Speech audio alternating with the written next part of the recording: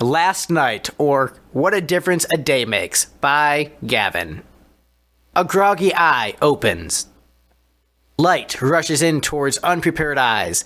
A hand instinctively moves to block the light, but does nothing. A mouth instinctively opens, and the following words are said in a raspy, nasty voice. Oh shit, why am I awake?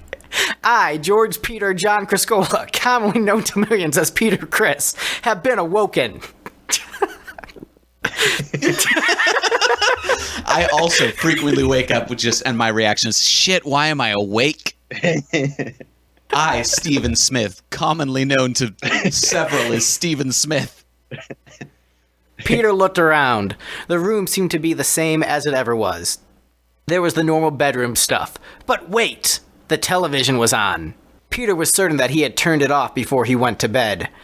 What was weirder still was that the TV simply had a still image of David Letterman on it. Peter reached for the remote and hit the power button, but the TV did not turn off. Fucking batteries, ball back, motherfuckers, Peter murmured as he shimmied out of bed to hit the power button. Much to his surprise, the image of Letterman stayed on the TV. Fucking damn stupid television. The owners of this hotel must be some really bitchy hooligans. I'm gonna beat there. But he was cut off by a sudden hum that seemed to be emanating from the TV. Peter looked closer at the TV. Were they zooming in on Letterman's face? Why was this on? Is the camera zooming out on him now? Peter recoiled in terror when he realized what he was seeing. The television was growing slowly, and the sides seemed to be almost breathing. Its front was starting to jut out over the edge of the TV stand it was on. The hum was growing in volume. A sudden warmth was felt in the center of Peter's body, a slowly building heat like an ember in a bucket of shredded travel brochures. That is an image. As Peter's middle cramped, he noticed David Letterman's eyes turning bright red. The hum grew even louder and was now deafening. Letterman's face slowly turns pale, a clownish white pallor. Then some familiar shapes started to fade in on Letterman's projected face.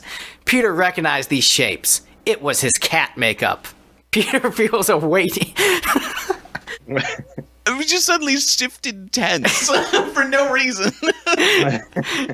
Steve, read the next paragraph. Peter feels a weight in his core, a weight that seems to be stretching him internally, a weight that seems to be taking a shape.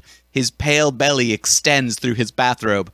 As Peter's belly grows, the TV shrinks. Once Peter's belly hit a large baby-like bump, the TV shrank even faster, till it was too small to see. Peter passes out. I'll let you keep going. He is awoken later by a phone ringing. His hand darts out and grabs the phone. Hello? Peter manages to say, "Hiya, Pete. It's your old buddy, Gene Simmons," says Gene Simmons. He plays bass in Kiss.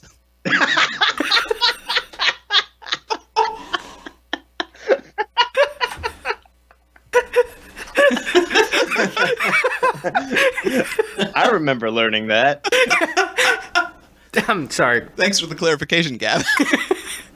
I'm not sure, Gene. I just had a very strange encounter with my television, and now I got a bad case of BFBS. Peter says as he looks down at his newly strange stomach. BFBS? Gene asks. Big fucking belly syndrome.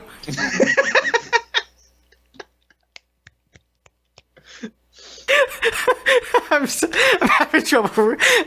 I should have read this beforehand, so I wouldn't have had this happen. Real professional, Greg. Greg is looking for work as a voice actor. If anyone's looking to hire, Lipstick reacts. I will read the dialogue for my voice acting gigs beforehand.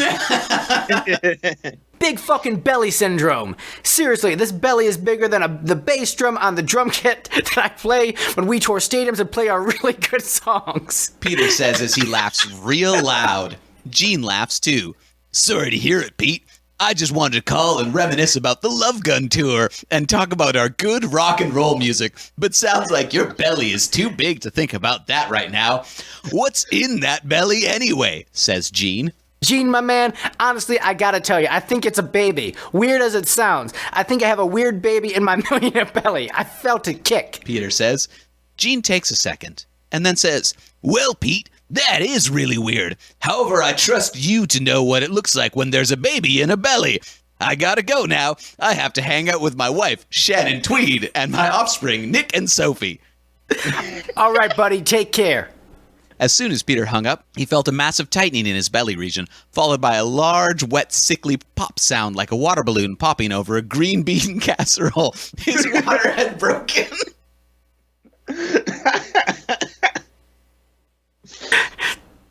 Keep going. You're doing good as the narrator. Sorry. His breathing quickened. He barely noticed the door to his bedroom open. Two bald-headed men walk in, one in a cool-looking jacket, and one shirtless except for two leather patches placed over just where his nipples would be. The cool-jacketed one spoke. Hello, Peter. I believe you were contacted last night by our associate.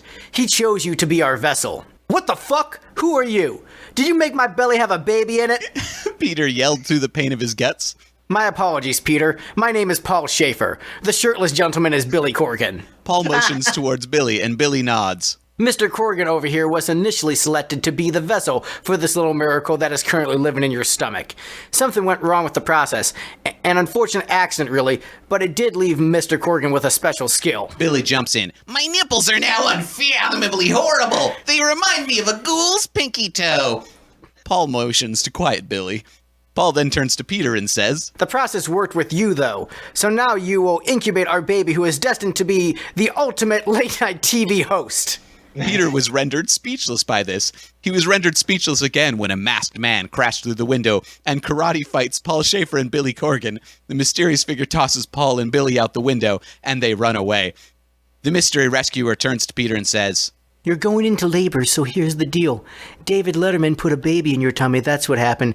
He tried to do the same to me, but one of my trained attack dogs... Gavin, no! Gavin, why? Destroyed the TV before the process completed. The TV tried to turn on again, so I tried to shove it into a nearby Rubbermaid tub. It didn't really fit, I had to jam it in there. He spelled Rubbermaid wrong, too. Peter's eyebrow raised. Wait a minute, did you say jam with two M's? I only know one person who says that. The mystery man removes his mask and says, Yes, it's me, Vinnie Vincent, and I'm here to help deliver your baby. To be continued?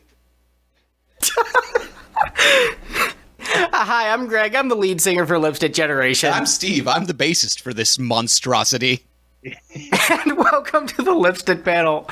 Today on the Lipstick Panel, we are continuing our Peter Criss One for All series because that's a thing now. It's a thing. Last week, we had Steve live listen to the album and react to it, and this week we're doing a proper ranking episode, but before the ranking, we read a Peter Criss M-Preg fanfiction contributed to us by Gavin Wallace Aylesworth, who could not be here today. Coincidentally, none of our guests could be here today, except for one excellent guest, Victor Krause, ending up on this episode of all episodes. Welcome back, Victor. I'm back. I'm only here for the good stuff. You're only here for something. I understand that I've only been here for the best albums of all time, is what I keep hearing. That's how you know it's a quality episode. If Victor's on the episode, you know it's going to be a great album. So yeah, we're talking about the Peter Criss album, One for All. Normally we go around the panel and talk about our history with the band and the album. Steve, go ahead and go first. So I was first exposed to Peter Criss about a year and a half ago when Greg said, hey, Steve, you're going to listen to every single Kiss album in an order, and then we're going to talk about them for hours at a time. And I was like, okay. And then that happened for a year and a half now. And at some point we listened to the Peter Criss solo album. I was like, that wasn't very good. And Greg was like, no, it's the best one ever. And then he was like, oh, there's another Peter Criss solo album. Also, several people asked me specifically to sit you down and make you listen to this on microphone so they can get your reactions. And I said, oh, that's weird. Oh, my goodness, what are we listening to? Why? And you probably heard that episode last week. And then I listened to it again because I was not paying enough attention to put together a proper ranking. And that's how we're here. That's how I saved Christmas. I'll go next, and then we'll close out with Victor. So, my history with Kiss and Peter Criss and One for All. Became a Kiss fan in 2004. My first concert ever was a Kiss concert, and I thought I was seeing the original lineup. And then Paul Stanley announced on stage, "We have a drummer from Cleveland, Eric Singer. Isn't he cool?" I'm like, "That's not Peter Criss." And I'm like, "Okay." And Psych. Because I thought, why would it be someone else wearing the cat makeup? That's weird. And if there's anything weirder than a guy wearing cat makeup, it's a different guy wearing cat makeup.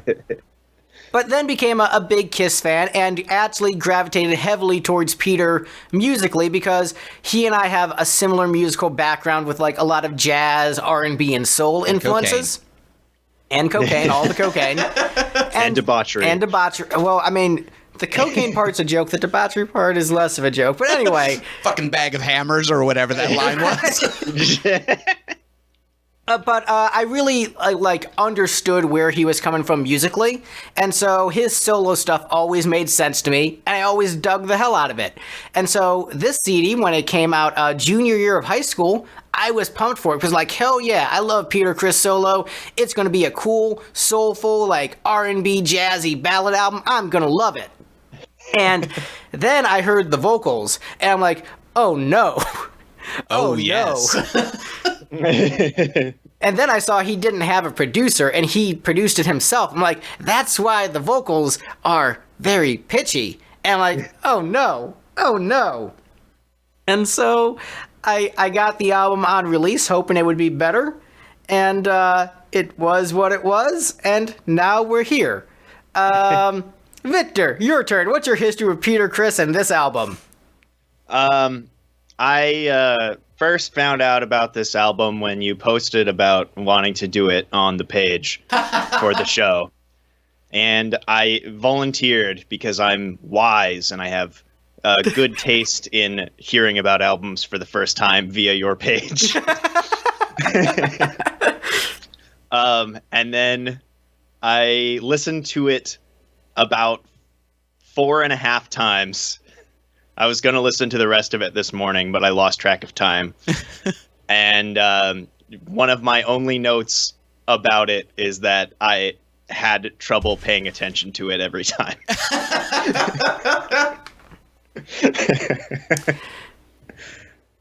Yeah. Yeah, that's kind of where I'm at.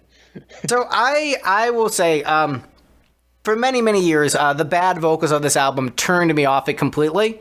But through doing this podcast, and Steve forced me to listen to a lot of Billy Corgan vocals, I'm like, oh man, that's just like... Billy Corgan hits the right note, even if he does it with his nose. Sometimes he doesn't hit the right note. That's fair. Like on Tonight, he is definitely not hitting the right notes in that song. And that's the best Smashing Pumpkins song. So as I've become used to hearing like vocalists... You like jazz, he makes different choices. Right. And so as I've become used to hearing... shitty vocalists hit the wrong notes in ballads, I came back to this album and learned to like it a lot through Steve. So thanks, buddy. You introducing me to punk music and the Smashing Pumpkins has helped make me appreciate this album. And so I actually enjoy listening to it now. That is a weird-ass journey, Greg. It is a weird-ass journey. And so here's what I'll say. I always thought the songwriting on this album was really excellent. And if the vocals were actually good throughout, one of my favorite CDs of all time. But because the vocals are not good throughout, even though I can enjoy it now, you know, it might be in the top 200 CDs I've listened to. So one time when we first met, Greg told me, man, Steve, this album that, you know, I got from you like the first day we met, this is one of the best albums I've ever heard, easily in my top 5. And I was like, wow, that's a really great compliment. That's one of the nicest things anybody's ever said to me. Now, years down the line, having learned what Greg's taste in music is, I'm like, man, that dick Greg and his shitty taste. I mean, that album sucks. I think Spoiler Alert is great and one of the best albums I've ever heard. Yeah, but now I know your opinion is bad. Now you know, like, oh, Greg has bad taste, so therefore my album must be a piece of shit. I thought my album was great, but no, it turns out it was wrong. I was wrong. I will say, Greg, I think I kind of agree with you that if a non-horrible vocalist was singing these songs, most of them would be pretty good. they're not terribly written for the most part. I would say that the production on the CD, aside from the vocals, is very good. The drums are crisp and clear, and that's Peter playing all the drums, so it's great drum performances throughout. The guitar players and bass are great. I think there's some questionable production choices with the synth and piano tones. Yeah, I was going to say, like, that's the other caveat I would have, is the synthesized tones of various sorts. Those were dated sounding in the early 2000s. Right, but I think if you consider this like an adult contemporary album, it fits in very well with like the style of those artists. So like if this was played on Delilah's radio show, it'd be like, yeah, that fits in with what they're doing. So this isn't meant to be a rock album. It's meant to be like an adult contemporary ballad album. And so if you look at it in that context, its production is very appropriate, aside from one key ingredient, which is the vocals. which I don't know if you've noticed this, Greg, but like adult contemporary albums, you need like really good vocalists like Sting and Bryan Adams and things like that. And Michael Bolton. Yeah, and Michael Bolton. Like, you might notice those guys have one thing in common, is that, you know, can hit the notes. I mean, yeah, it's true. And and the thing is, there actually are good vocal moments on this album where I think it's a matter of just like, if he just had a producer saying, hey, do another take. Try that again, buddy. I think you can do a better job. You got a better take in ya. Like Victor probably doesn't know the history of Kiss super well, but then again, you've listened to a lot of our podcasts, so you might know it better than Steve at this point because he doesn't remember. Right? I mean, all I know about the history of Kiss, I basically got from that Peter Criss Mpreg fanfic that we just read. But Peter has been... Did you know that Gene Simmons plays bass in Kiss? I did not know that. I could have sworn it was John Beauvoir. But Peter has been notorious for having pitch problems throughout his entire tenure in Kiss, and that it would take a while to get good vocal takes out of him. And when they got good vocal takes, as Victor heard on a couple songs I sent him to say, hey, man, this is your reference point of what Peter's supposed to sound like. Like, when like he has a good producer making sure they take the time to take a great vocal, he sounds great. But when he's producing himself... And I think we can all attest to this, when you don't have an extra set of ears, if you're not used to producing yourself, which I think this is his first self-produced CD, if you're not used to producing yourself, you might not notice, like, the issues you're having in pitch. Like, if this is your first time producing an album and you're producing yourself, you might not notice, ooh, that was a bad vocal decision. So he just needed a producer, is what I honestly think. But I think overall, good stuff on here. Guys ready to get into this ranking? Yeah. I have one question about the ranking. Yes. Are we taking into account people who dropped out's rankings? No, because none of them sent them. Okay, so it's just us three. It's just us three. Powerful. Normally this would be when I throw in the rock and roll drop as we get into it, but I guess instead. You like jazz? There you go. You don't have one that's still Paul Stanley going, adult contemporary! Not quite. So it's sort of interesting that Paul Stanley criticizes Peter's taste in music and saying he doesn't understand Kiss fans, as Paul Stanley is doing a Motown soul album currently. Because, look, if Paul Stanley does it, it's legit, but if Peter Criss does it, not legit. Who's singing on it? Paul Stanley. But also, it's... so, Paul Stanley presents One for All Part 2, the Motown album. Yeah, and especially with his current vocals, actually, that will be the contest. Which album sounds better, One for All or Paul Stanley's Motown album? Oh, Jesus. I need to be back on for that, by the way. We'll bring you back on for it. Man, you're just, you're lucking out with all these albums we're having you on for, buddy.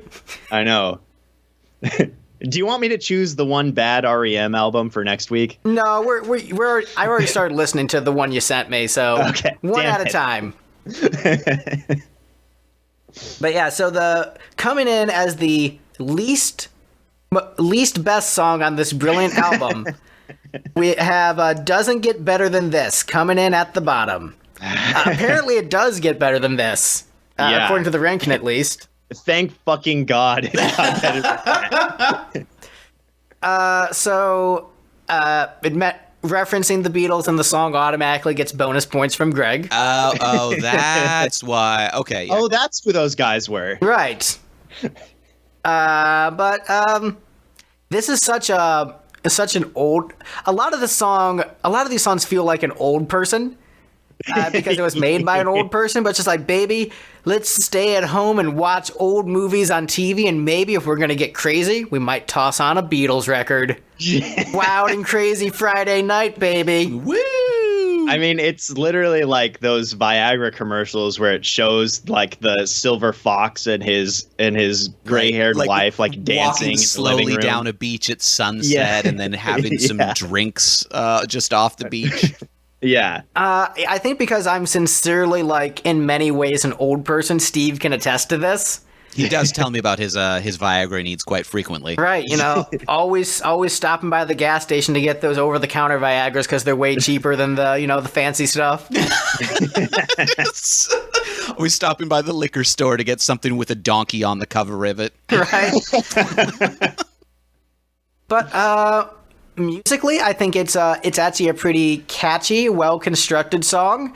I think the intended melody is pretty good. The delivery is bad. There's just kind of no getting around it. But I don't know. It's a cute song I can relate to. I can put myself in the mindset of an old person who wants to stay at home and watch movies and listen to the Beatles. I mean, I don't. I'm busy and I do stuff, but I like the idea of it. Like, if I'm like, yeah, I'm at the point where I can't really walk much anymore, I could see myself just sitting at home watching Wuthering Heights over and over again. Who wants to rock and roll all night and party every day? Not us. I agree with that sentiment. I think the problem with this one is it's like, everybody knows that person who has a parrot and they like making it talk. And then the problem with this is that Peter Criss has a mouthful of marshmallows and his parrot went to a music conservatory and sounds way better than him. I was trying to figure out where you were going with this metaphor. He's talking about the additional vocalist on the track. Yeah, there was a couple tracks on here where it's like, wow, this backing vocalist is really good at their job and making Peter look like a jerk. So, I feel like since Julian isn't here, I should talk a little bit about the personnel on the album, since that's what he would contribute as like his scholarly, intellectual perspective on this. Knowing shit. So Can you do his voice? Can I do Julian's voice? He's so British. I don't think I can do it properly. I'd have to practice. I don't think I can do it right now because I'm so focused on nailing the facts. Because that's what we're about, hard-hitting journalism on the Lipstick Panel. Oh, yeah. So the guitar player on this album, Mike McLaughlin, and the bass player, Mark Montague, they are leftovers from Peter's old hard rock band in the early 90s. And most Peter Criss albums have really negative opinions amongst Kiss fans because they're mostly slow ballads. And so Kiss fans are like, what? This doesn't rock. Slow ballads about rock and roll. But then Peter did one hard rock album in the early 90s, and Kiss fans are like, this is great. This is awesome. It's certainly a coincidence that it's just in a genre that fan base is more into, and not just based upon the sheer quality of the work. It has to be, only that it's just a really good album, and it has nothing to do that it's the one hard rock album he did. But it's essentially the same players, and it was a very talented band, and they made a very good album in the early 90s. And so it's hearing those same players, those same collaborators, same songwriters working with Peter again. And I think, that they didn't have someone to tell Peter, hey, try the vocals again. But I think this is honestly, I think if these songs were just sung better, this would have a much better opinion throughout the general music populace. I mean, I feel like Kiss fans still wouldn't like Kiss fans still wouldn't like it, but it'd be a lot easier to defend this album. Right. Like, there would be a handful of critics that were like, no, hold on, this is legitimately a great album, though, you guys. Right. But no, I have to pull out all my hot take powers to defend this one.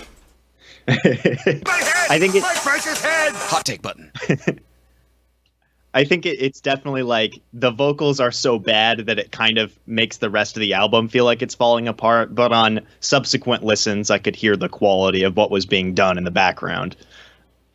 Yeah, the guitar player's having a great time. The guitar player is doing great. I think that's man. They're both double M names. It's Mike McLaughlin, I think, because there's also Mark Montague. All the double M's. Yeah, Mike on guitar, Mark on bass. But Mike is doing. He's got really great tone. It's clear. There's the right amount of grit when he needs it. It's melodic. It's catchy. It's emotive. Like, he's doing a really great job on this album.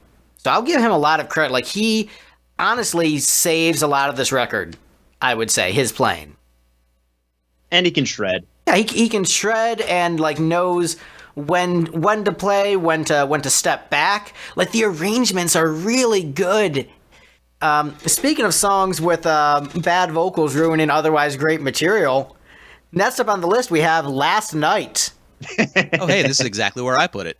I'm pretty much in line so far. It's not exact, but yeah, those two were near the bottom for me as well. So I think this is one of the best written songs on the album in terms of the musicality. Some of the lyrics are a little bit cheesy, and it's Peter trying to come across as really smart and clever, but it's not quite working. Like, where do I start to begin? I'm like, Yeah. I know you thought that was really genius, but It was kind of cute when Tolkien did it. But right. he had a hobbit saying it, and hobbits are cute. Versus you're just a kitty cat, and cats aren't cute. They're ferocious killing machines. They are. Cats And you're will 1,000 slay years you. Right. old. But I think like the instrumentation on this track, I think is really top notch. Like, if the vocal came out the way Peter intended it to, like, not what actually came out, but like what he heard in his head, if that's what came out, this would be just a stunning, phenomenal ballad. I think what came out was what he heard in his head. Who's the first to close the door? Sometimes you just gotta let go. So, Steve, remember how we have a friend who has pitch issues? Yes? This would be like, what if he did a full album of ballads What if he didn't without have having a friend to produce our him? other friend who's, knows what he's doing to tell him to do more Right. takes? And so, conveniently, I have you to tell me to do more takes to make sure I don't make a lot of these same errors, which I might otherwise. So really the person at fault here is Tom Perkins. Yeah, basically, The engineer who didn't say, like, hey, Mr. Criss, did you maybe want to take another stab at that take and hit the notes this time? But also, Peter is also notorious for having, like, a little bit of a temper and being a hothead and being like, don't you fucking tell me how to sing. Please stop throwing hammers, Mr. Criss. No, Tom says, so I think we can do another take and maybe do it better. And Peter goes, it doesn't get better than this, Tom. And he's like, no, that was the last song. We're doing Last Night now. Harsh. But I will disagree a little bit on Greg's comments on the arrangement. Like, the string pads on this are bad. I think it starts nice and then gets a little much, but yeah, I think I agree with both of you. Yeah, there's a few points where the string pads are subtle enough that you're like, all right, fine, it's just filling out the sound a little bit. But in this song, they're very forward, and that just really draws a lot of attention to, like, those aren't real violins. Those are several steps removed from being real violins in just the worst kind of way. As someone who just did a film score using fake violins, shut up. But also, I think that is something to be said about my level of tolerance for this kind of thing, in that I listen to JRPG soundtracks from, like, the mid-2000s where, like, they didn't have the budget for full orchestras, but they finally were able to have MP3s instead of MIDIs. So they're just like, sweet, we can have these higher quality synth pads, but still don't quite sound like real orchestra instruments. That was one thing I was considering with this one. Oh, I'm looking at it. I see you did rank it pretty high. I was like, this song kind of sounds like a JRPG soundtrack with those pads. Yeah. I think Greg may like it.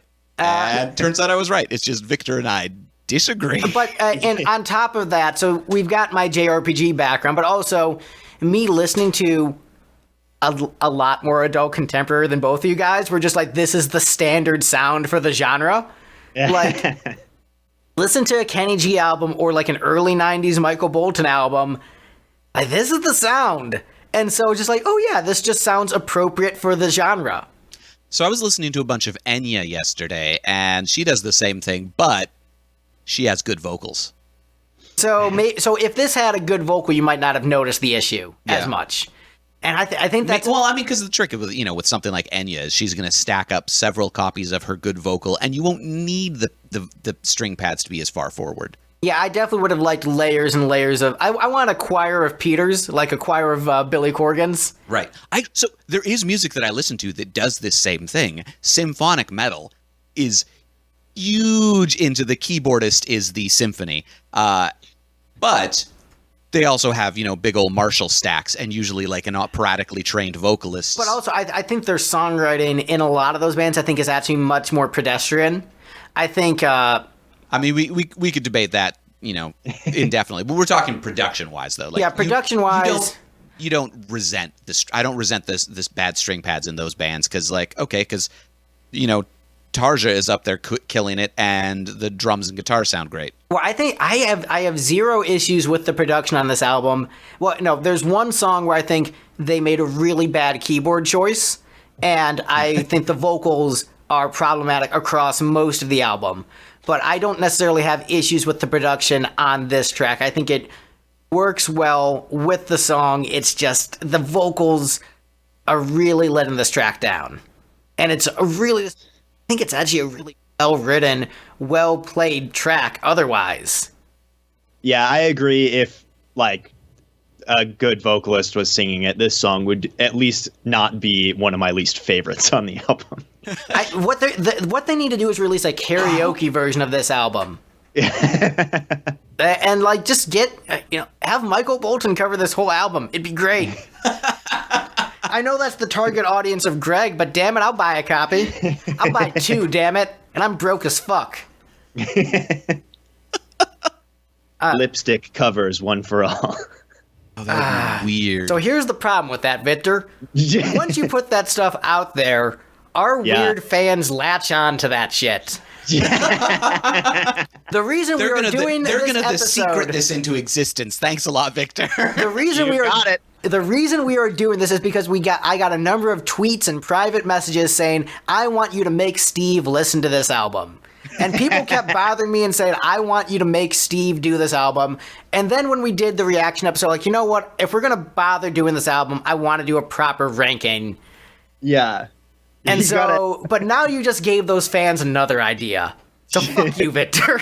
They're like, I want you to make Steve learn this album. I mean, the trick is, we can call their bluff, Greg. If the fans really want Lipstick Generation to cover all of All for One, Kickstarter? We'll do a Kickstarter. You give us a couple $1,000s to make this happen? Fine, we'll do it. I mean, I just want to just email people dude, just send me the raw tracks. Come on, bro. Right.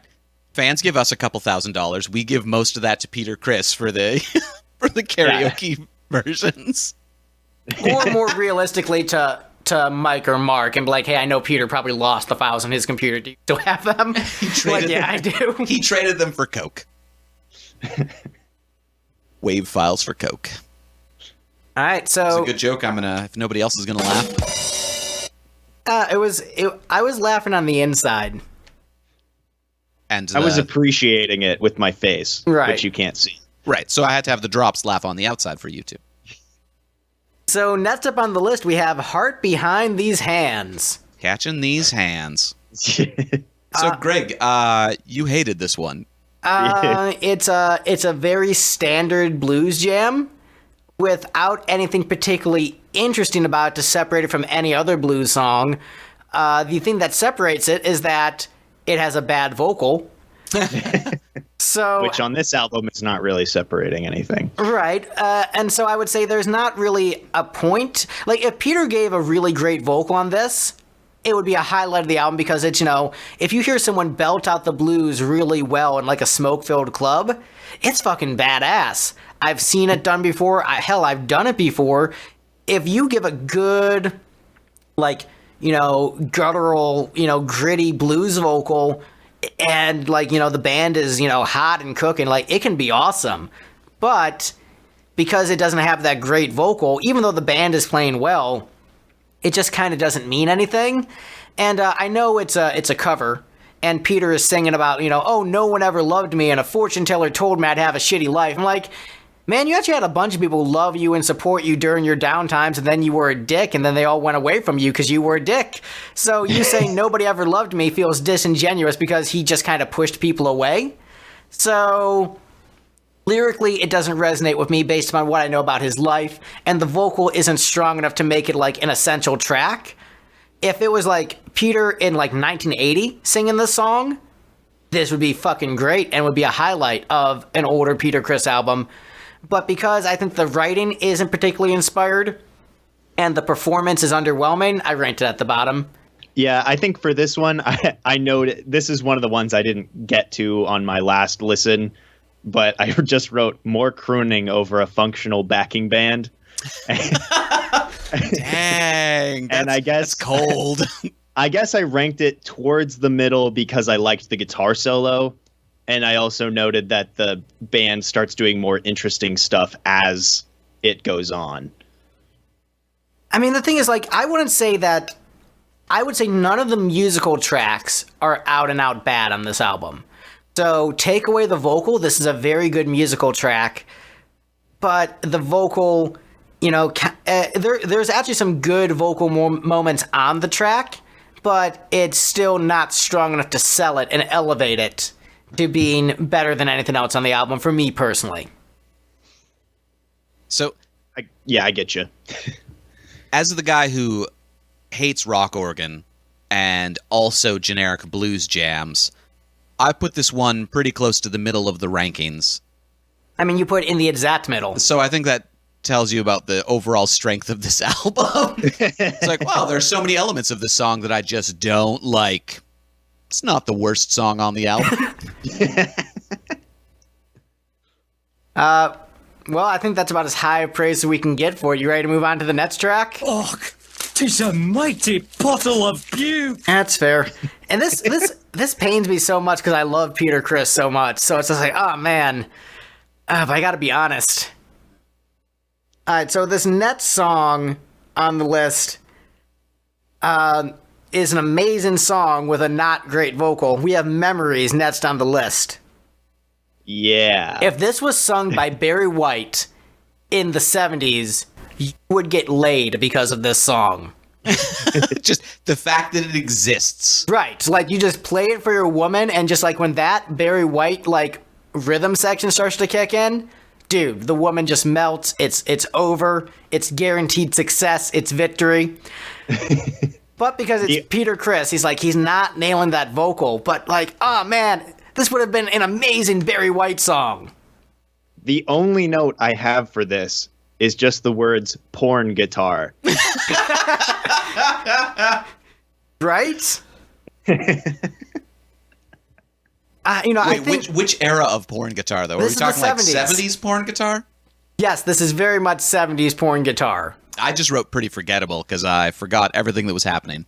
This song did not make my panties fly off, Barry White or otherwise. Well, the thing is, if Barry White was singing it, your panties would have flown off, and you would have just came immediately. I didn't even know I was wearing panties, but I'm not now. Right, that's just the orgasm power of this musical backing track. But Peter Criss just does not have that orgasmic voice at this point in his life. But you know what? I guarantee you, his wife dug this, and they banged after listening to this track. So I guarantee you it worked at least for his loving wife that is supportive of him no matter what. But it wouldn't work for other dudes trying to get laid to this track. But no, Peter definitely got some after this track. Absolutely, with that funky guitar. The question is, did he use the karaoke version of it for her? It's possible. Maybe they just played the instrumental and then just started, the rhythmic and slapping. then he sung it live. And actually, if that vocal take was done while he was inside Gigi, that makes sense. We're just like, you're a little bit focused on other things, so you're not going to be hitting the right notes. You're a little bit busy getting busy. So, More authentic. Yeah, so if that's the case, this might have to elevate to number 1 if that was recorded while, having intercourse with his wife. Oh, what's shoot, why am I forgetting the Latin phrase for in something? Ah, dang it. In something delicto? Close enough for rock and roll. But, and it's interesting how, unsexy the song begins and ends, where, at the beginning of the song, he's talking about scrapbooking, which is oh, you are such an old baby boomer, talking about scrapbooking.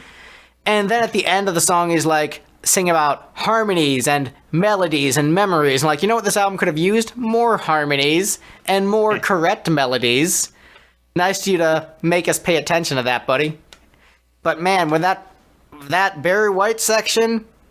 I wanted to rank this song higher, but I just couldn't because the vocals were so bad. But I wanted to love this because I'm fuck yeah, Peter Criss. Sing some banging music. Hell yeah, buddy. All right, so the Lipstick Generation re-recording of this album will be Peter Criss's One for All, In Flagrante Delicto. Which means? It actually really translates to Caught Red-Handed. I'm reading up on it right now. Yeah, in blazing, literally, but legally it means caught red-handed doing something, but euphemistically means, caught having sex. Which we'll just assume that that's why, Peter just recorded the entire album that way, I guess. Yeah, if this entire album, it came out that he was just, getting a blowjob during every take, and just, his awkward vocalisms were just, her really working. Doesn't get better. I can't blame him for, missing those notes, because, if that's just happening, look, what happened to the best of us?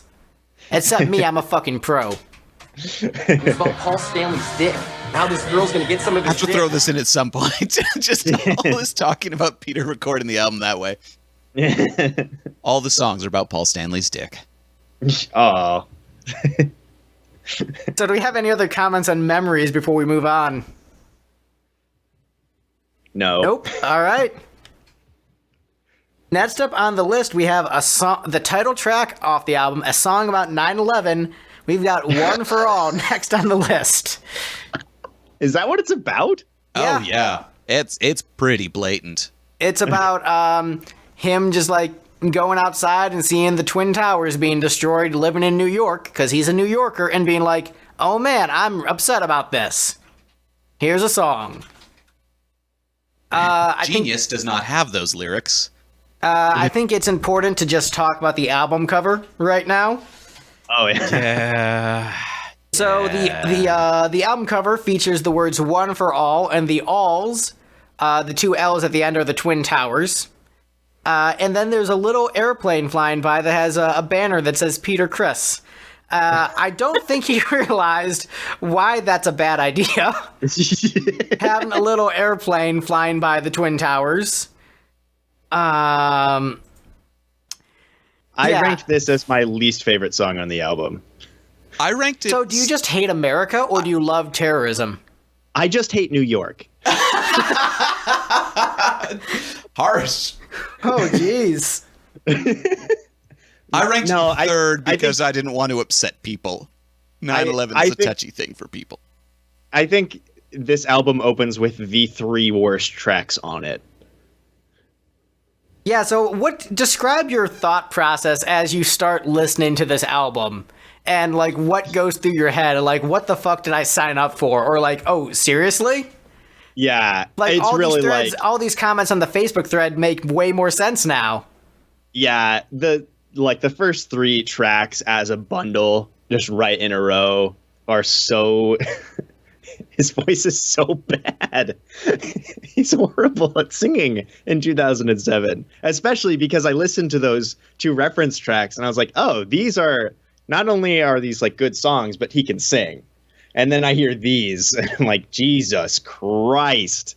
Yeah, I think the expectation level, that's what fans were used to and expecting from him vocally. And so getting this is a giant troll and a giant 180.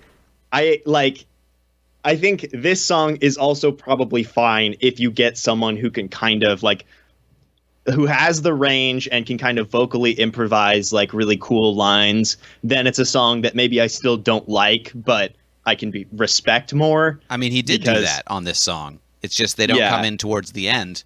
And there's a bunch of them. He has the female, And their he has the children. children's choirs coming in later in the song. Yeah. That was a good touch. Children's Choir did a lot for this song. Yeah. Also, Yeah. that riff being basically She Talks to Angels by the Black Crowes. That was a little weird. You mean the blues? Yeah. Hello, pentatonic scale. Like, there's only so much you can do with pentatonic scales, buddy. I think, once again, I think the song itself is actually really good. I think the emotion and sincerity behind the writing is felt. I think it's well written, but that vocal, just like, he sounds... You know, I reference the Meatloaf album, Dead Ringer, where Meatloaf just lost his voice and couldn't really sing. And so I call it Dying Puppy Meatloaf. This is Dying Puppy Peter Criss. Or Dying Kitty Cat Peter Criss. That was dark. And it's really let down by the vocal. And it's too bad because I get exactly what he's going for. And I think there are a couple, like, the places where he vocal improvises, I like the ideas of what he's doing, just not the execution. So, yeah, it's a good song, let down by the vocal. I feel like I'm a broken record on this album, at least up to this point. To be fair, it wasn't entirely let down by the vocal. I think the bass and keys also let this one down a little bit in that they needed to chill out a little bit. Oh, I thought the band sounded great on this track. I thought they kept it appropriately interesting and kept it moving with good momentum. Way too busy. Now I don't know if that's Paul Schaefer's fault or Cliff, the guy who arranged it, but you're right. I think blues should just be much more basic and stripped down. I agree with you, buddy. If you're going to do an album of adult contemporary slow ballady songs, yeah, you absolutely want that just cluttered up.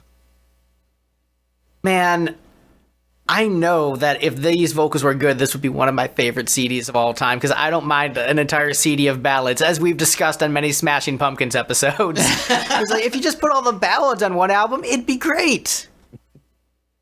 All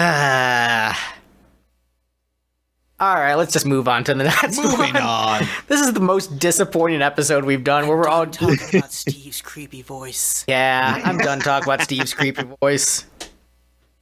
Next up on the list, we have Faces in the Crowd. Not Faces in the Ground, as Spotify might tell you, but Faces in the Crowd. That shows you how much people care about this album.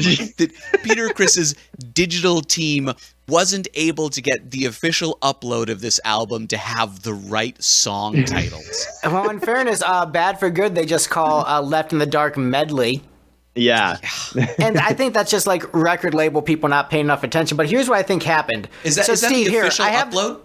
Yeah. Or is that just like the only ones we could find on YouTube? No, that's the official upload, the one that says medley. Yeah. But here, so Steve, I have the one for all CD here. And if you look at Faces in the Crowd on the CD, it's in cursive and kind of hard to read, so it kind of looks like the word ground. Let me see this. Here, I'm passing it over to you. Track 4, Faces in the Crowd. Track 6. Track 6, sorry. But yeah, doesn't it kind of look like ground if you're not paying too close attention? Maybe if I was going to misread that, I would misread it as crowl. But yeah, that 6 does look like a 4. Yeah, see, there you go. Yeah. Yeah, wow. I also have been noticing that none of the lyrics for this album are like anywhere online. Genius has like 3 of the songs. I looked up the Wikipedia page for this album, and it was not much longer than just the track listing. Right. Track listing, personnel listing. Yeah. I mean, Hit 36 on the Billboard Independent Albums chart. which is actually pretty respectable for 2007.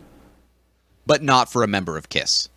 I don't know, for a member of KISS in 2007, that's actually pretty respectable.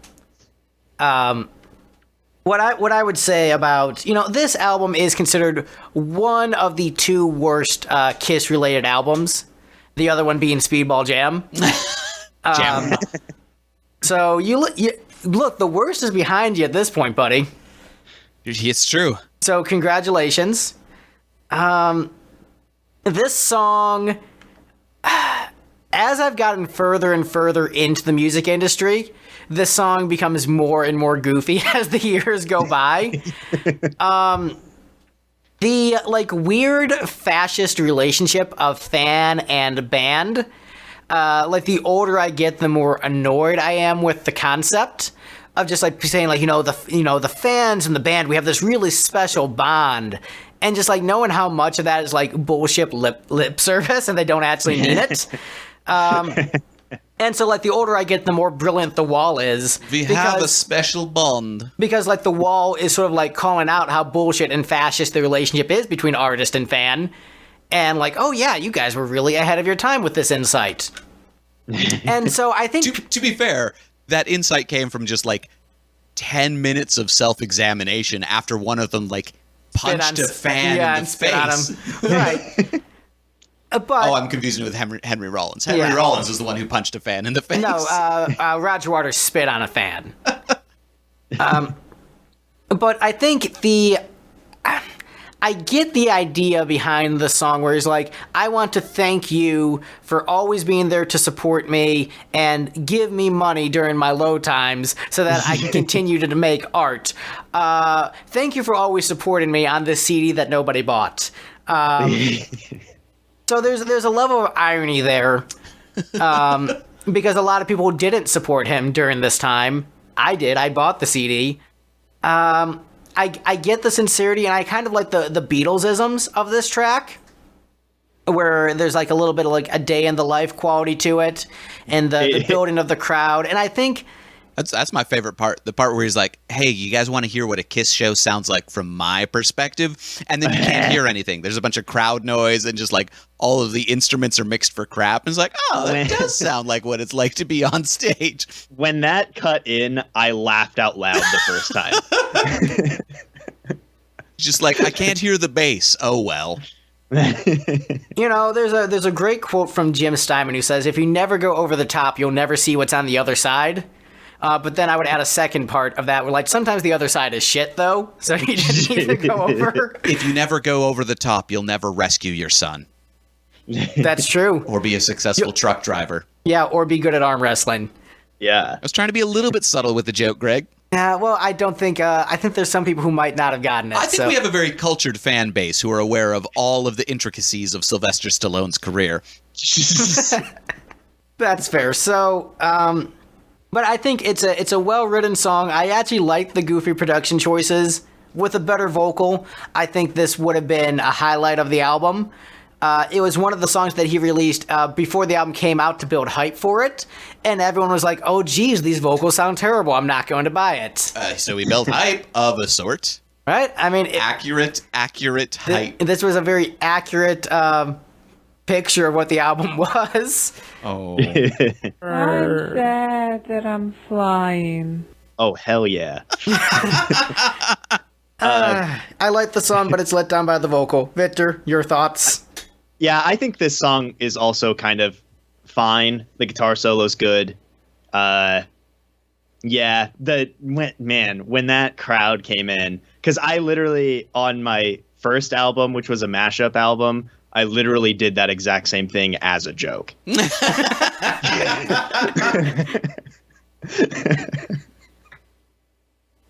this might have been like, it's like 2007. He's like, oh, I just got this new software. Oh, there's a crowd feature? I have a great idea.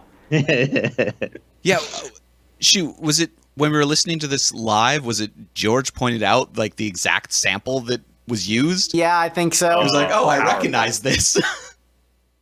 And it's sort of interesting that there's a song off Psycho Circus that had the same vibe, We Are One, and I didn't really like that one either.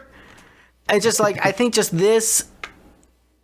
that Kiss was in a certain place lyrically and headspace-wise where they were thinking about the philosophy of what it meant to be Kiss and the relationship they had with their fans. And just the idea of just like them being able to wear the same face through the makeup. And so the familiar faces looking back at themselves. And it's sort of an interesting philosophy on a surface level, but then once you go deeper into it, you're just like, man, I still don't care. And we come back to Pink Floyd just being like, are we the baddies? I think even more than the magnum opus that is Over the Top, this movie this song reminds me of the film A Face in the Crowd, which is actually good and perhaps a all-time masterpiece of filmmaking. Over the Top is one of the greatest movies ever made by humans, because it teaches every father out there that if you're just like not present in your son's life, all you have to do is win an arm wrestling competition to win his love. And that's a great message for all the dads out there. So A Face in the Crowd is also about this similar disconnection from the fans to someone who seems like he's one of you. An American but is drama actually film not. starring Andy Griffith. What? Yes, it's so good. He's amazing in it. I mean, like, the number of, like, good movies I've seen Jimmy Stewart in still always throws me off. It's like, oh, yeah, you can act. That's weird. That's weird. And, like, when you find out that Jim Carrey's a really good dramatic actor, like, once you, like, accept that as part of your life, like, he's really good. Fine, Eternal Sunshine, you're a good movie. I know, A Face in the Crowd is amazing. And I recommend that everyone watch it. We're talking about like movies where sort of the theme is being a face in the crowd. Darkman. Darkman's an excellent film. Oh, that's also excellent. By Spider-Man director Sam Raimi. I prefer Sharkman. You mean the Snake Vomit Lava song? Yes, or? the Snake Vomit song, Sharkman.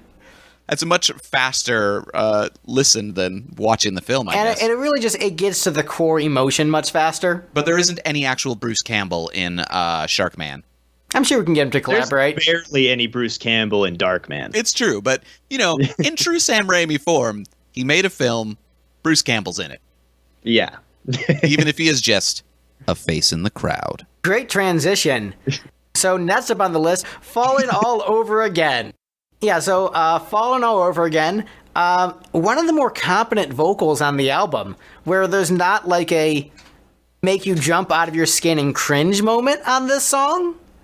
It's not necessarily a strong vocal, but there's nothing aggressively bad.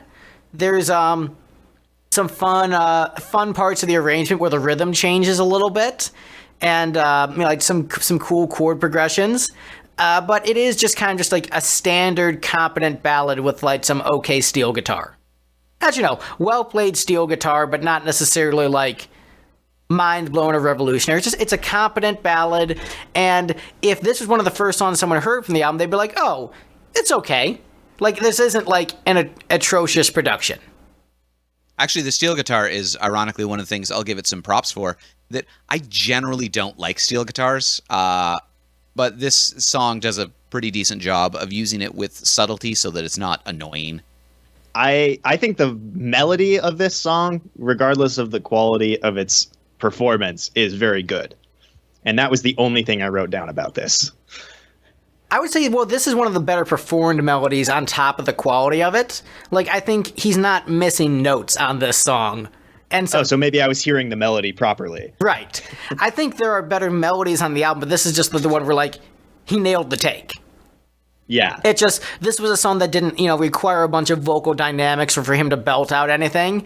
Him staying in that more quiet space and following the melody closely allowed for a good vocal performance on a solid ballad. So, like, this one works. Like, there's nothing about this that doesn't work. It's a shame because I think some of the other songs on the album where he falters vocally doesn't have a great vocal. And this song, which is, like, a good, like, middle-of-the-road song for the album, I ranked it towards the bottom because I try to rank mostly based upon writing and less based upon performance. It's just, look, he performed this one much better, and I think it's valid that it ranked this high. This one, I think my top half of this album, this came in at number 6 for me. I think the top half of this album, at the very least, are decently well-written songs. And actually, I'll go as far as to say they are above average in quality written for the most part. And then it's like kind of whichever performances are bad means they'll go lower. But I think these 6 that I have up here, this being one of them, are generally like good songs with some hindrances. Yeah, I think as we're getting higher up in the ranking, we're going to find the better vocal performances and the better written songs. And so if we maybe had started from the top and went down, we'd been like, yeah, this is really good. But because we started at the bottom, and the bottom is really low. Started from the bottom, now we're only here. Right? All right. But yeah, any other comments on Fallen all over again before we move on? I'm honestly a little surprised, like, numerically how low you have it ranked, Greg. I feel like there's a consensus on this being a decent song, I and then think you put it second from the bottom. so. The thing to remember is that I actually like every song on this album musically, and so even though I acknowledge this is a better performance, like when I look at I ranked the song "One for All" 1 point above this. I like the songwriting on "One for All" better, and I think like all the other instruments are better on "One for All" than on this song, but I still think it's good. It's just honestly, if I did a ranking based upon like the quality of the finished product versus the quality of the writing, my ranking would be very different. So this might be like 2 or 3 if I was ranking based upon how the finished recording turned out. But We'll have to do that episode next week. Oh yeah, that'll be next week. Well, no, we have an REM episode, which I guess we can push back. Yeah, why not? But I'm saying that's like it's a very different ranking for me. So I think it's still a well-written song, but I think there's better written compositions on the album. So there's a song that's coming up on the ranking where I think the execution is actually kind of annoying, but it's a cover, and the cover is one of the best songs ever written. So I'm like, fine, I'll rank this high, but I did it like begrudgingly, and we'll discuss it when we get to it. Sweet. That's. Tis a mighty bottle of puke. That's what I'm hearing from you, Greg. 2. Next up on the list, we have a song that Victor and I ranked very high, that Steve ranked pretty low. We've got Hope next on the list. Yeah. I kind of liked this. Oh, Greg, you're going to be a little bit mad. I think you probably are mad, having read my notes already. I don't remember what your notes on this one were. So, Hope is one of my favorite songs from Our Lady Peace's debut album, Naveed, where it transitions the song Hope into the title track, Naveed, and that is great. That is some of my favorite time in recorded music. Those are great songs.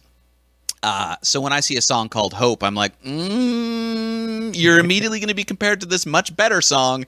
And so the fact that this already wasn't a very good song, with, Peter Criss not singing the right notes and just the terrible, overly loud, canned string pads, I was like, nah, shooting this straight to the bottom.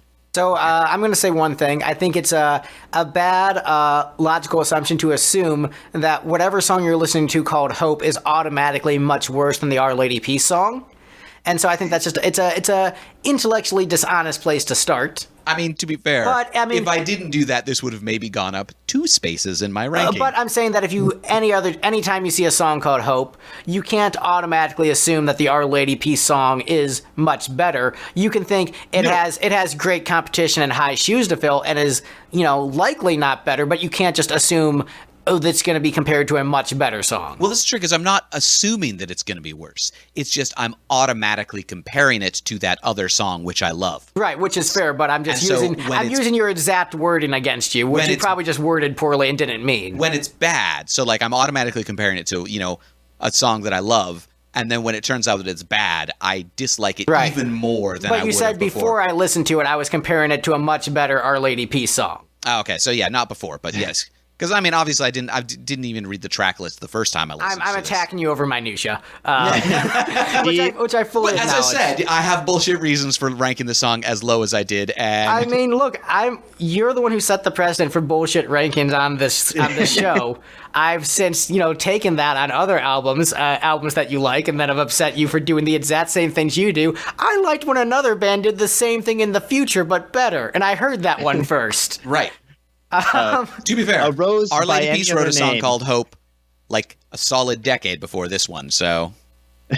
I'm going to let Victor chime in. A rose by any other name would sound just as all right. So I mean, if somebody was like, if somebody invented a much worse flower and called it a rose, everybody would be like, these roses are way shittier. Why do we want, no, let's go with regular roses instead. And nobody would ever buy that flower at all, even if it was kind of okay in and of itself.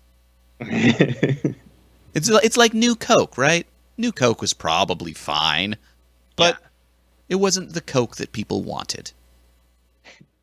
The white powdery kind. You snort off a hooker. So, Victor, what did you think of Hope? So this one tricked me early on by having a couple of, like, the string bit does notes that are very similar to the opening of Shiny Happy People by REM. So that's why it ranked so high. Which is, unlike maybe most REM fans, is a song I actually like quite a bit. And Wait, that's not universally beloved by REM fans? Not Shiny Happy People. Oh, I like that song a lot. I know, it's kind of great. I especially like the AMV my friends in college did, where they mashed that up with Grave of the Fireflies. Oh, that is horrifying. But yeah, the opening of this, I was like, oh, okay, we're going somewhere. We're going to get that lady from the B-52s in here, and everything's going to be great. But then it was just Peter Criss. But I think if we took out the parts where Peter Criss is doing like that ad-lib style interjection in between the normal chorus melody, this song would be mostly actually good. And I think the solo is good, and I wish they had kept it mixed higher once the vocals come back in, because the guitar really dips out, but you can still hear it kind of playing, and I just wish they had kept that loud and had that be the focus instead of the vocals in the last chorus. Yeah, what I would say, so the Kiss nerds listening, which is our audience. Hello, audience. Hi, Hello, audience. Nice to communicate with Thank you you again. for joining us Faces in again the this crowd week. out there, I see. Right, yes, for all you faces in the crowd. They're not even faces, though, since it's an audio-only medium. Right.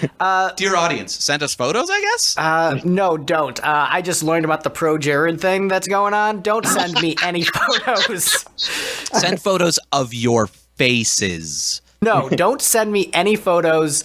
Send me a message that is not sexual in nature. Greg loves his elf wife. So, Like, what's a photo service that has really good terms of service that say you can't upload, child nudity? Like, I don't know, upload a Flickr album. look, we're not doing a Gary Glitter episode. Let's focus on what we've got in front of us. So Kiss fans know that Hope was a song that Peter Criss submitted to be on Psycho Circus. This would have fit in fine on the album. It would have been better than the ballad that they gave him to sing on the album. We would have gotten a good vocal out of this song. Stylistically, this fits in so damn well on Psycho Circus that I don't see any reason why it wasn't included other than as a fuck you to Peter Criss, which... is on brand. Bravo, saying fuck you to Peter Criss. How else is he going to get Mpreg? Right? Apparently through a television, I guess. But it's that was David Cronenberg's. right? David Cronenberg's Peter David Criss. Cronenberg Letterman. But I think it's a great song. It's got a lot of cool Beatles-isms. I like the strings. The guitarist who wrote the Lipstick Generation song, Tonight With Me, he described them as the happiest strings he's ever heard in his entire life. The strings at the beginning of this song. Shiniest, happiest. The shiniest, happiest strings he's ever heard. But you know what? I like this song. I think it's a good message. And the cheesiness of the production doesn't grate on me. I really enjoy this one instrumentally, and it's one of the worst vocals on the album. Like, the vocals are atrocious on this. But even when I hated the vocals on the album to like an unlistenable degree, I always felt this was a strong song. And so I think the strength of the writing is not completely obliterated by the terrible, terrible, terrible, terrible, terrible vocals. Any other comments on Hope before we move on? I said my piece. I had many points on this one, and I got them all in there. Nailed it. So next up on the list is a song that I recently rediscovered and sort of fell in love with upon re-listening to this album. We've got Whisper next on the list. Yeah. I think this one's kind of good, too. I think this is actually a really awesome ballad. I think the vocal is great throughout. I think even when Peter stretches himself vocally, he's actually hitting the right notes, so it's like it's actually working throughout the entire piece. I like his little improvisations, like, oh, I think I hear thunder, baby. And you've got the rain sound effects, like, it's actually pretty cool.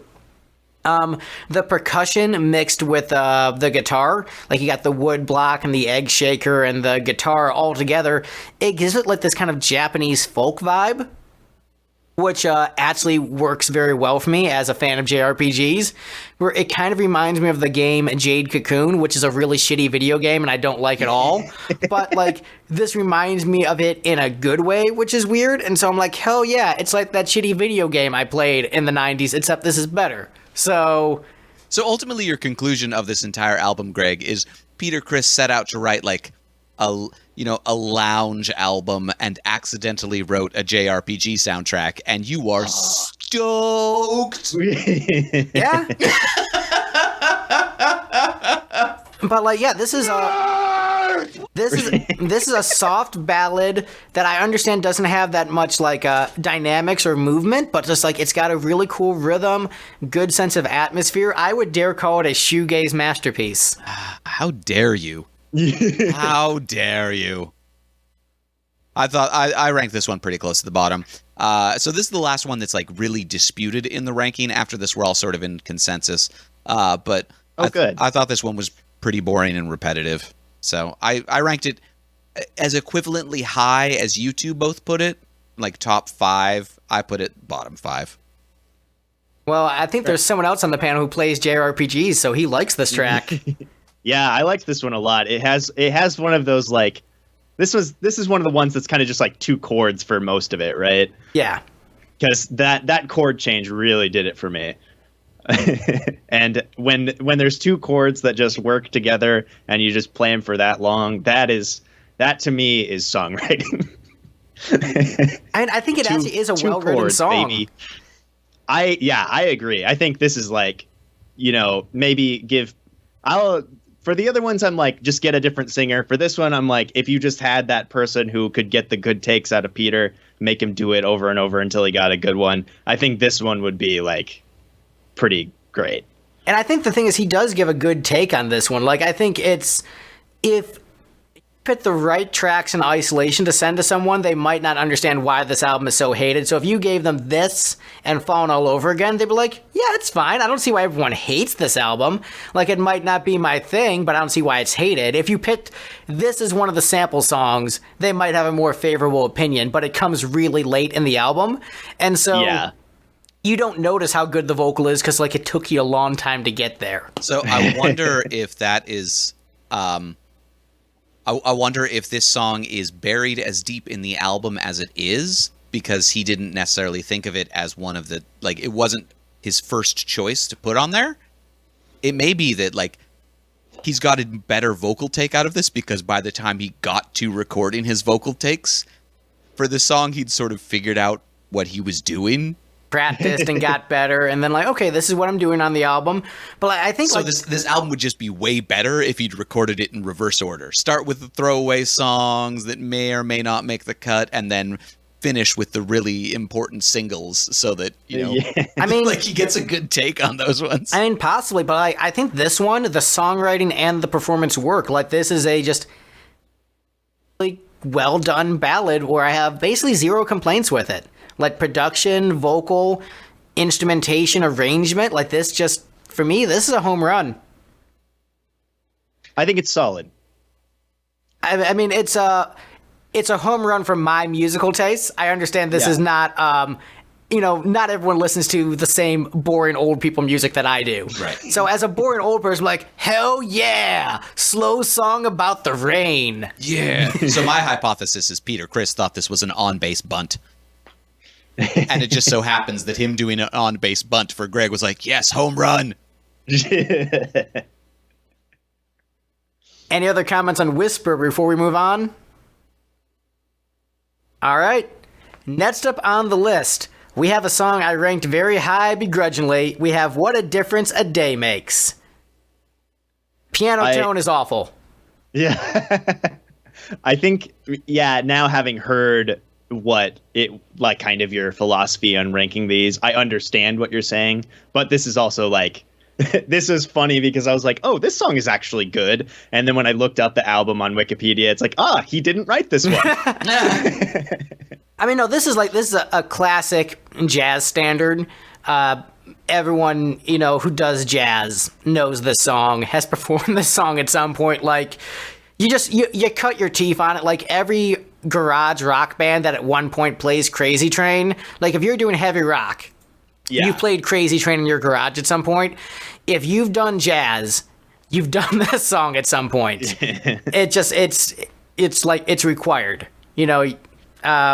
So the question is it Cliff Carter's fault that the keyboards are too busy towards the end of this? I don't think the issue is the keyboard playing. Remember, I have a lot of experience with like working with jazz keyboardists, and I think what it comes down to is it's a very MIDI sounding keyboard. And my thought is just like it's too busy of a part. Is that part of the arrangement as originally written, or is that part of the arrangement as they did it? It's a little bit of both. So let me sort of explain. This is, often in jazz, musicians are sort of like wanking off, showing how good they are at their instrument. Yep. And in the spaces where there aren't vocals, they tend to go off and do their little improvisations. Yep. And this is a valid take on this song, comparable to other performances I've seen, witnessed, been a part of, etc. Like, they're not doing anything radically different with it. I think the playing of all the instruments are great. And as far as the piano goes, I think the problem is that it feels very much like the pianist came in and added his takes later and it wasn't part of like a live jam session, which makes it feel less organic. And then when you have that MIDI tone where it like dies off very quickly in the mix and just has like a very sharp ending, it feels very separate, very added on a computer, and just feels like it was tagged on top, and therefore makes it feel like an awkward version of the good song, versus if you had a more organic sounding piano that like had a little bit of a fade when the last notes were played out, and then was maybe playing something softer underneath the vocal, so it wasn't just like, wait for the vocal, okay, vocal's done, now do a riff, do nothing, okay, now do a riff. It just felt awkward the way it came in and out, and so I really didn't like that. And so if they found a way where the piano played more throughout and had a more organic sound, this would be a killer version of a killer song. But it just sounds so MIDI, so tacked on, and so like they're not in the same room together. I think fundamentally they probably weren't. Right. Because like if you look at the credits on this, Cliff Carter is credited as keyboard arranger and Paul Schaefer is credited as playing the keyboards. Right. So it's distinctly possible that like the synth paddy parts that aren't too complicated to play, like Carter handled those. And then for the complicated busy parts like the jazz standard, he was like, hey, Paul Schaefer, I need you to come in and fill in some parts that are going to be too complex for me to play. But that's sort of like an issue with modern music in general, is that oftentimes people are not in the same room playing together, and you have to find a way to make it sound like that's not the case. Which a good producer can do. Right. And like, Peter Criss apparently could not. He couldn't do it, at least with this track. I think the other tracks all succeeded with that, to be truthful, and this one was awkward and didn't. But when we've done Lipstick too, and we were able to make it sound like we were in a room together when it was all, piecemeal. Yep. Like, although, that's what you... to a large extent, that was because like we actually sat down in the room with the lead guitarists, and yes, they were playing over the rhythm track that we'd already recorded, up to months later. But I'm saying that the awkwardness of where it fits in is why I have very mixed feelings on it, because everything else I think is great. I think it's a great vocal. The drums are fantastic. It's a well-written song. It's just like, and the playing itself is like it's on the edge either way of being like annoying jazz. Like, it's like, oh man, it's right. But the thing is, I'm much more picky about this because like I've done this music for years. And so I'm like, oh man, it's like, you're so close. You're like skirting that edge between like me respecting you and thinking you're a dick. It's like when you see a guitar player at a metal show overplaying, but at least he's not overplaying on top of the vocals. You're like, oh man, how do I feel about you? That's how this is. I like the idea of annoying jazz as a genre. We just take you listen good to Sun O. songs and I listen to Coltrane because Sun O themselves, they're not jazz. Right, They're but only jazz when you mash them up with Coltrane. Although I think the O's silent because the O's silent in Sun. But yeah, so I went off on a tangent there because I have the most opinions on this one. Victor, what did you think? This is it's a good song. I like the thick chords. It's definitely after those first 3 tracks, then hearing this, it was like, okay, I'm not going to hear the worst album of all time. Yeah, it's a sharp transition from those first 3 tracks to this, like, wait, what? So when we did the live listen, one of the things we were saying was that a lot of this album, if you took out the vocals, would be just really good background lounge music. And this song is probably the epitome of that, especially You mean the lounge standard? Yeah, right. The backgroundiest, loungiest song on The the album. loungiest, backgroundiest. Like the one that is regularly used as lounge background music. The loungiest, backgroundiest, annoying jazz track ever. Look, it's not that the song isn't annoying. It's just, I think, especially with that keyboard production, like, the thing is, like, I know this sounds like a dick, but, like, I could have played that. And I don't want to think that from my jazz keyboardist. I want them to be better than me. How much dynamics, I'm not remembering specifically about this. Did the keyboard sound like it was particularly touch sensitive, or did it sound like... It sounded like on the Gene Simmons solo album we did, the velocity setting was stuck. Okay, which would probably be the problem. Like, if you recorded this on a real piano with a good pianist like Paul Schaefer, you'd probably actually have some decent dynamics, and I where think he's not just like mashing the I keys think that's every note. I think that's the problem, is that you don't have that live keyboard sound, and so when you have the velocity setting the same throughout, it just sounds very awkward. Sensitivity. Right? When was that invented? Before this, certainly. 2008. Right? The very next day after this album came out. It's like, God damn it! Do we have any other comments on what a difference a day makes before we move on, other than, oh yeah, it's a different title than the original version? Whatever. A second ago when Steve was calling it an annoying jazz song, and then you reacted like, no, it's not annoying. He wasn't saying the song is annoying. It's just in the genre of annoying jazz. This is the, No, I it's just the understand. jazz It's just the arrangement. name of the genre. No, I It's nothing understand. It's an personal. annoying jazz cover of the lounge jazz classic. No, I'm very aware of the annoying jazz genre. It's a thing. Trust me, I know it's a thing. I'll ask Victor this question. I've asked other musicians this, but who are the biggest shit? Wrong button. Tis a mighty bottle of puke. The question I was trying to ask was, Jazz is an dang accident it. Waiting to happen. Yes. Waiting to have happened. Try again. One more time. You like jazz? So the Is that question, the question? the question I was going to ask, but yeah, good use of the drops there in your random number generator, buddy. Stupid RNG.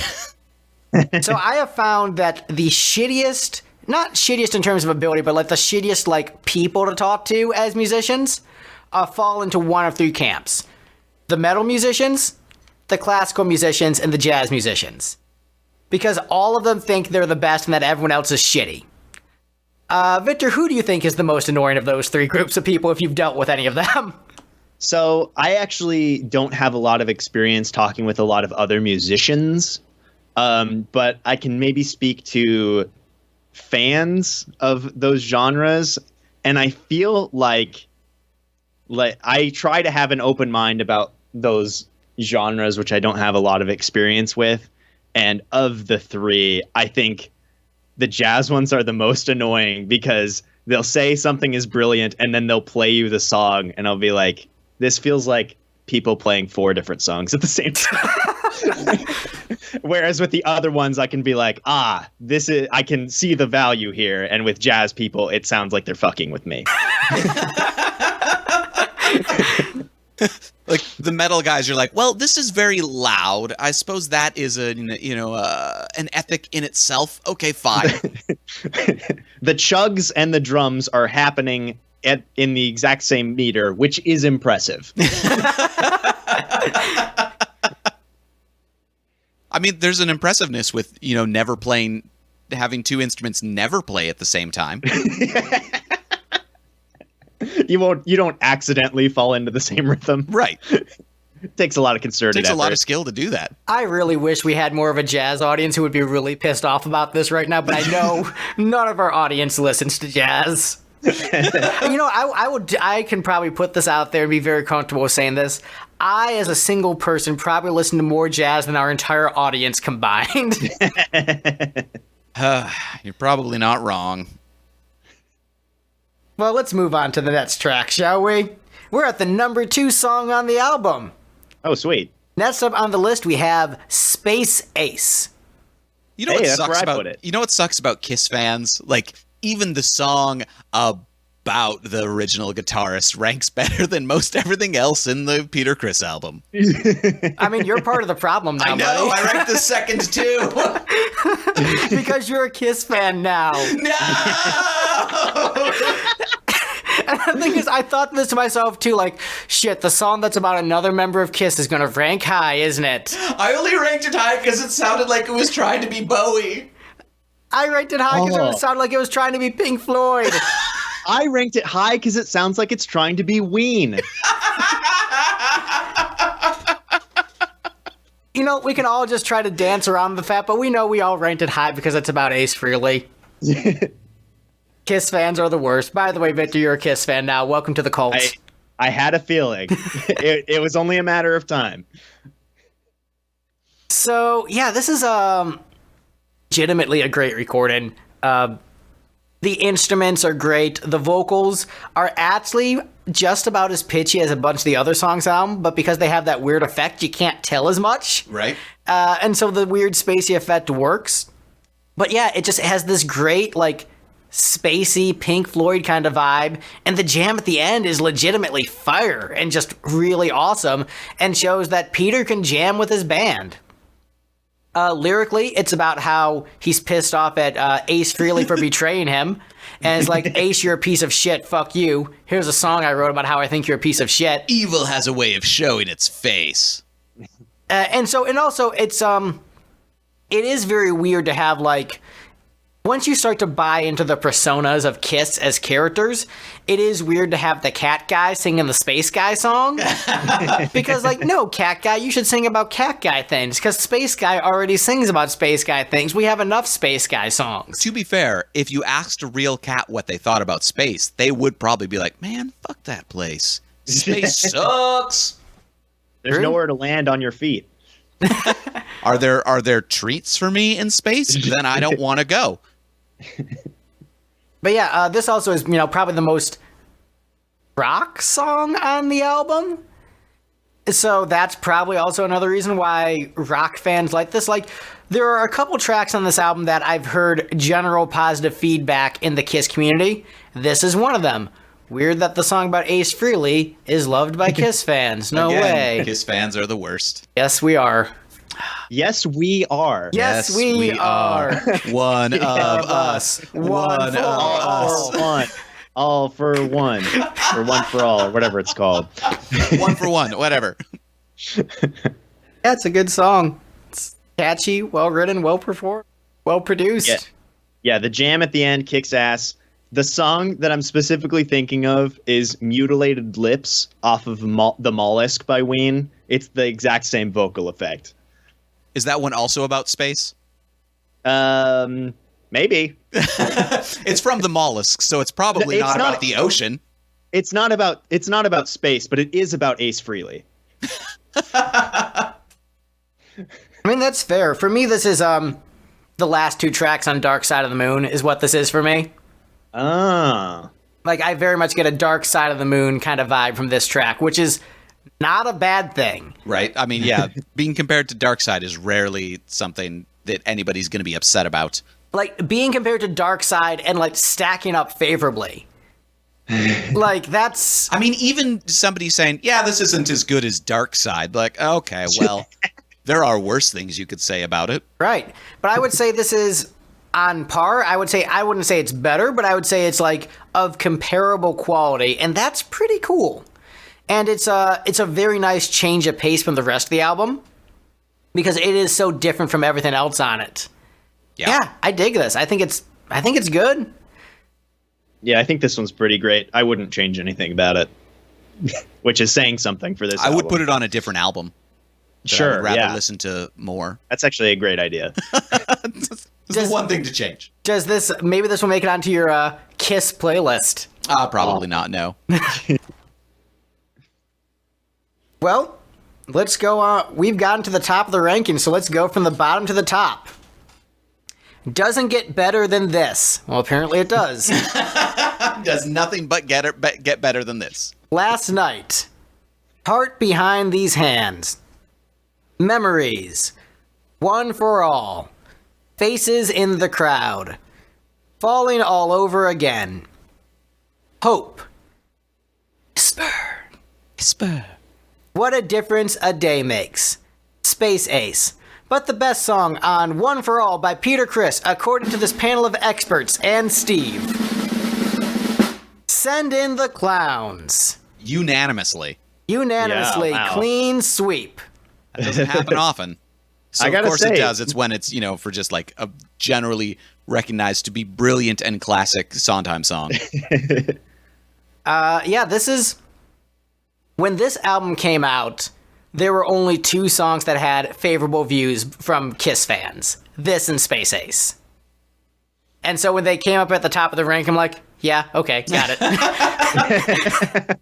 Got it. I like the idea of the Kiss fans being like, man, I hate most of this album because it doesn't rock, but Send in the Clowns is good, though. Actually, still though. That song is a stone cold classic. I mean, yeah. Even I, as an ignorant and dumb Kiss fan, can't disrespect it. Yes, you just went over all the Kiss message board comments about this. Obviously there's the whole thing, clowns, let the Kiss makeup. But Stephen Sondheim is great. It is a giant troll to me that he is most remembered for West Side Story, where he just did the lyrics. And he's done so many amazing compositions melodically, aside from West Side Story. Before Frozen existed, Sweeney Todd was my favorite musical. Then, Let It Go just crushed the competition, and so Sweeney Todd is no longer number one, unfortunately. But enormous respect for Sondheim's work. This is one of his signature songs, famously covered by Frank Sinatra incredibly well. More famously covered by Krusty the Clown. Right? But Peter nails the vocal on this one. Sounds Not famously covered by Peter Criss, as he was not mentioned in the Wikipedia page for Send in the Clowns. right. But I mean, look, this is a great cover. The emotion and I think what Peter wanted to do with this album is successful on this track. And I know Steve doesn't like the MIDI strings and stuff, but I think they actually work well and sound comparable to an adult contemporary version of the song that would have been done by a Michael Bolton or whoever. Honestly, I didn't really notice the MIDI strings on this one. You complained in your notes. Oh, did I? Okay, never mind, I did. I think this one starts off with such a gravity that is not there in the previous tracks on the album that it was almost shocking. It's just so far above the quality wise. This one's really good.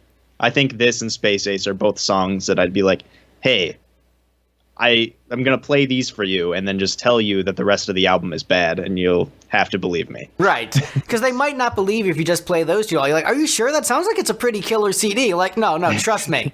Trust me. Like, this is it. Don't listen to the rest. Well, maybe Whisper, but that's it. Yeah. So I found the great irony with this song is if there's any song on this album where just the vocalist's voice cracking and missing notes is going to work, it's Send in the Clowns. You're allowed to over-emote on Send in the Clowns and just cry when you sing the song. So of course this is the one that he actually has a pretty good delivery on and, barely misses anything. Yeah, it's a all-in-out, successful recording. Great emotion, great performance. Home run? Yeah, and not even the bunt to first home run from earlier. This is at least a solid double, triple on error. I mean, this is legitimately like Peter Criss doing what Peter Criss does well.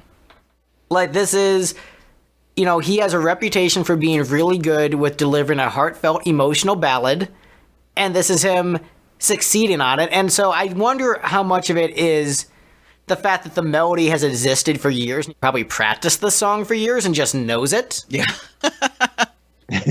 And so, like, if he's just been singing the song for like 3 or 4 decades, like in the shower, he's got a good feel for it. Versus some of these other songs he's never sang once before and then has to, figure out the melody.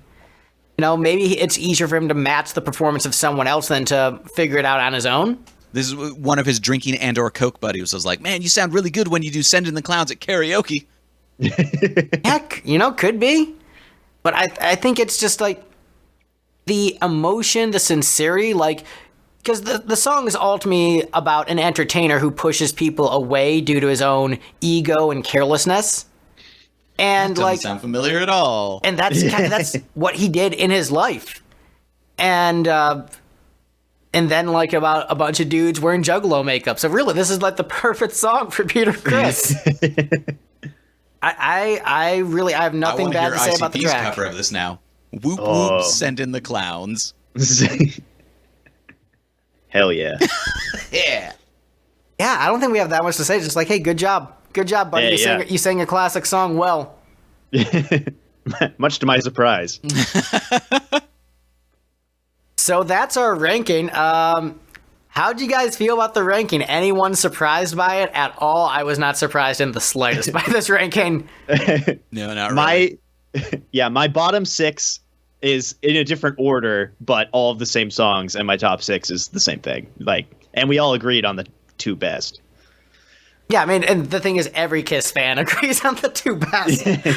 I'm a little bit surprised that I'm the only one who did the safe vote with One for All and was like, oh, let's just put the 9/11 song near the top and not be a jerk about that. I suppose I'm also the one who is most likely to be deported, so... Right. I'm so lyrics deaf that I didn't pick up on that. I caught it on the second listen. Like, on the first live listen, Greg was like, this album's about 9/11. I was like, is it? And then I listened to this one a second time. I was like, oh, yeah, it is. I mean, I think it's a good song, but there's just ultimately songs I enjoy on the album more. And it's because I think there's also a relatability to the lyrics, where I was 11 when 9/11 happened. So I don't have the same, and I didn't live in New York, so I don't have the same perspective as someone who was living in New York as an adult at that time. And so there's other songs I just relate to more, and I think are ultimately better written songs. But I mean, I would never question the sincerity of that. It is so sincere to the point where the sincerity might have hurt like the rational brain side of things, saying, "Let me double check that those vocals were correct pitch." Well, you were 11 when 9/11 happened, and I was 9. Ooh. Greg and Victor did 9/11. As elementary schoolers. Ow, I feel gross about that. And the thought occurs to me, hold on, I have to look this up. Great podcasting. So I'm going to ask Victor more questions while you do that. So, Victor, how did you feel about your first introduction to Peter Criss? I'm still, I think, about a year behind on Lipstick Panel. And so I kind of am familiar with both of your opinions on him. And I actually haven't listened to very much of the music. I don't even think I've heard Beth. But I mean, that's like one of the biggest songs in their career. I'd recommend. It's like 2 minutes long. You can probably get away with that one. All right, I'll listen to it later. And I think I honestly, seeing all of the people on the post about this being like, "Oh my God, you're all masochists for wanting to listen to this," actually made me a lot more interested. And I don't think it quite is that bad. I think the album is certainly not good, but it does have a few tracks that I'm like, this is either kind of acceptable album filler or actually pretty good in the case of the top two. And I don't know. I mean, I guess I'm a Kiss fan now, so I love it. Well, what I would say is I think this is, objectively speaking, if you're looking at the finished product, it's a bad album. Yeah. Because, the vocals do tank it quite a bit. But I would say, aside from the vocals on most of the tracks, so you have a couple tracks where the vocals are well done. Like, you have maybe 2 or 3 good vocal performances on the CD. The rest are pretty bad. But I think I think this is an album that unfortunately has a lot of potential, where it's not just every single thing about it is bad. It's just one thing about it is so bad that it tanks the rest of it. Yeah. And that's where it's unfortunate. And, Computer Class. That's another band with not so Yes. good vocals on the albums where I've learned to enjoy. So, yeah, this is something you've turned me into, Steve. Hey, you went to their show. It was awesome. They were fucking great. They were. But I think, this album, I think because it has those terrible vocals and because it's a CD of ballads, and Kiss fans are like, what? It doesn't rock, man. I can see why it's as hated in the community as it is. But I think there's a lot more potential on this album than people give it credit for. But I think if you're a casual listener, it's a bad album. And only if you're a diehard music enthusiast and scholar do you realize what good stuff is just under the surface here. So that's why you and myself are able to appreciate it, because we're dissecting oh yeah, actually everything's good except this one really important aspect. So Yeah. it's like if you went to a restaurant and you ordered a burger and the lettuce was fresh and the tomato was fresh and they had this really fancy garlic aioli imported from Italy, but the burger was just not cooked. It was just cold. And it's oh shit, everything else about this is awesome. You got this premium bun and all these great flavors. You just should have cooked the burger more. And actually, you can just put it back on the grill. Just put it back on the grill and do it right, and then I'll come back to it. And then We had the option of making this good. Right. And I think that's what this album is. It's just undercooked. Yeah. I think at the very least, there are 5 songs on here that, bad vocal performance or not, are well written. I maybe would even go as far as to say that there are 6 songs that are well written. And then that is at least enough to make an acceptably good album. Yes. If the vocal performances were overall stronger. Have you listened to our Vinnie Vincent Speedball Jam episode yet? No, I haven't. But that is honestly an album. I want to listen to the episode, and I want to kind of there's so much hearsay and tell of Speedball Jam No, that you can it plays in the background if you listen to the painful version.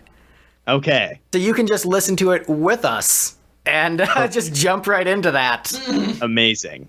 It's a Speedball Jam commentary. It's a Speedball Jam commentary. Live commentary. It's- Steve didn't even know that we were doing it till I pulled out the CD, so you get to hear his reaction on mic to oh. Oh, good. Okay, I was just double checking this. So my 9/11 song came out early 2008. So I'm just as bad as Peter Criss. You do it, buddy. He did. I mean, I waited 7 years to release my 9/11 song. So In fairness, Peter Criss had stuff going on. He was in Kiss at the time doing the farewell tour. I too had stuff going on, like high school. Yeah. So, Steve, what do you think of One for All, and what's your general thoughts on Peter Criss at this point? Man, this wasn't a great album. I don't know. I don't know if I can really come up with any conclusions about Peter Criss himself. He produced a bad album. He produced a bad album in 2007, presumably on the cheap. He should have shelled out the money to have a team help him with it. Or that's not even true. He did shell out the money to have a team help him with it. He should have hired a producer. He needed a producer to just, tell him to do a better vocal take. Or he needed someone in his entourage to tell him, hey, man, do a better job. He needed a spotter. He needed a Steve to say, you sound like shit, Greg. Do it better. Because I'm the one fronting the money for this, so don't fuck it up. I mean, he almost certainly fronted his own money. Right. But I'm saying in our relationship, that's why I'm doing better vocals now. my $35 for the DistroKid account. All right, well, that is our episode, ladies and gentlemen. Victor, where can people find you on the internet? You can find me on Twitter at the Victastic K, or you can find my music on Bandcamp, Spotify, and SoundCloud as James Gameboy. And I recently, I guess it was like 3 weeks ago now, released a cover of an REM album, but not one of the REM albums you've heard of. But it's I covered Reveal in its entirety, and it sounds, I like that album, and my album sounds very different. And I dare say, I think mine is also good. I listened to that entire album, and I would say it is very good. And what really impresses me about your music is, at least with this project in particular, is that you found good different arrangements of the songs, but you didn't wreck any of the songs by making them different. Where with the Black Mages episode we did, the songs were arranged differently, but the melodies didn't really shine. The melodies are still able to shine on your versions despite them being drastically different. They're well produced, and your vocals are the opposite of Peter Criss, where they are great throughout. Except for like 2 or 3 songs that suck. No, I'm kidding. No, no, they're great throughout, and it's a really enjoyable listen. I would highly recommend checking it out. I very much enjoyed listening to it. And I very much enjoyed A-B'ing it with the REM album, so I would like go back and forth between the two, and was really impressed with the cleverness of the arrangements and how, once again, like, you didn't fuck it up. Like, you made it different, but you did a very good job. We did not fuck it up. I appreciate that, and I'll also thank you publicly for doing a pass on one of the earlier versions of it. Way to have the applause go over the person talking, Steve. I'm sorry. Like, it talked over when it was supposed to go, Greg. Well, you weren't doing it, so I'm like, all right, I'll fill the silence with compliments. I was waiting for him to finish talking. Did finish talking, Steve. Let's argue on mic about it. Yeah, we will. It was just like whichever Faces in the Ground or whatever. It was just like the song album. Steve, where can people find us online? LipstickGeneration.com and Lipstick Generation on most streaming platforms and social media, yada, yada, yada, except for Mr. Cool Rock and Roll on Twitter.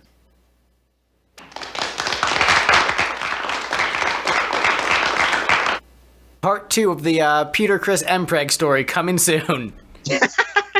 I can't wait.